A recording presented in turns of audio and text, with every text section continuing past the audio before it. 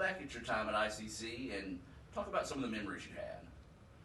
Mostly, it's funny, you normally remember the good things, and I'm glad of that. I was a working student, so I worked full-time and attended class too, so it was pretty tough, but really enjoyed the faculty, and the older you get, the more you understand the faculty and your teachers and your professors that you had and where they were coming from. But yeah, a lot of fond memories of IJC when I was there. Yes. Do you remember any teachers that may have just been a positive influence on you that kind of led you to where you're at in life right now? Well, I remember Roland Barnes for intro to chemistry very well, and then Mr. Lay for botany and zoology, and then Mr. Stone for the agricultural classes, and Joe Namey with the forestry program. All right. So let's talk about now. How did you end up making the decision to go into politics, into legislator? That's a good question. I don't really know. I took a group of students to the Capitol, and I felt like I was making a difference with those students while I was teaching, but I felt like if you really wanted to make a difference, you had to get into a position where you really made a difference for the people, and that's the reason I chose to run for state representatives, to try to help the people of this district. How long have you been doing that? Just finished my 15th year. Okay. So you talked about this then. How have you been able to kind of help your district? Well, we've been blessed, whether it's through ICC, the Board of Supervisors, whether it's the City of Fulton, whether it's the educational system as a whole. We've been able to really get a lot of additional funding for Etowah County and my district through the legislative process. What kind of work have you been able to do through your position as the chairman? Well, we've been able to allocate a lot of additional funding for the community college system as a whole and ICC, and even at the K-12 level, on the local level, like for our vocational center here. And then just policy, getting the Department of Education, the Community College Board to get on board with the training programs that we see are needed throughout the state. Why is the community college system so important to try to be a champion for, in your point of view? Well, the community college system as a whole has really stepped up to the plate over the last 10 years to emphasize career tech education and the skill sets that are needed in the business environment, and they've stepped up to the plate to meet those demands, and that's greatly needed across our state.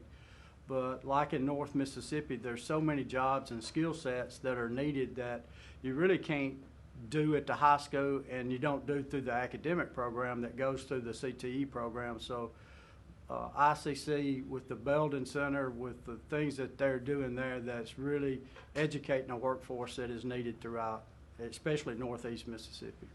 What's your opinion on ICC's role and how you've been able to help their role in this in this area?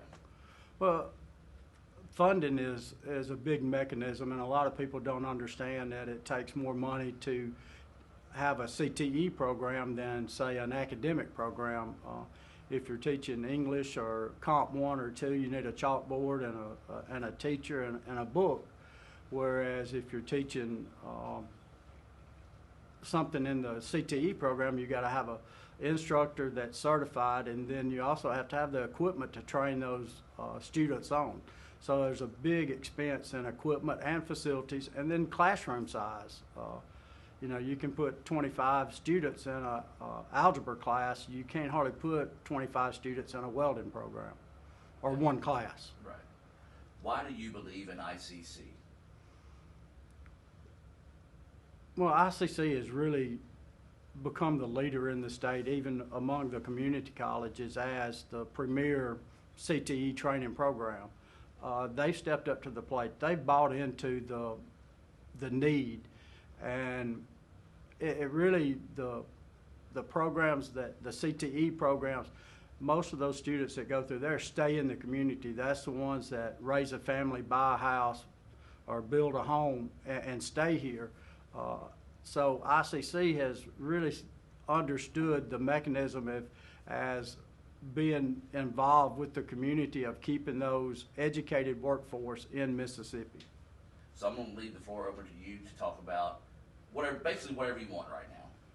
Well, it's an interesting question. It's sort of strange, but I feel like my whole life experience is growing up in Etowah County, working for F.L. Crane and Sons, teaching school, managing a fertilizer plant. It all prepared me for what I'm doing now in the legislature. And Dr. Allen has been very influential with the legislature by being in Jackson, and he chairs the workforce side for the community colleges for all of them. So we have just developed a relationship of trying to work together to not just move ICC forward, but all of the community colleges as a whole. And then my last question is, in your current role and as an alumnus, if somebody's sitting there right now is thinking, do I want to go to ICC?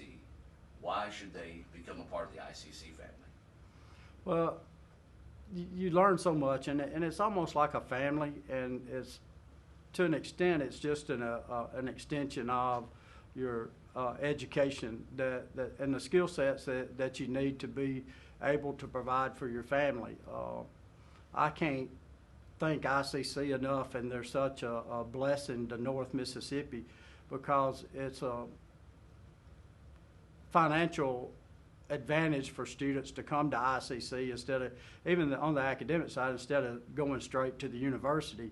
Just the expense wise, the closeness to home, and then the education that you get, it's top notch. What you learn here will help you in life. Anything else you'd like to add? Just thank ICC, Dr. Allen, and what ICC does for our community. It's greatly appreciated.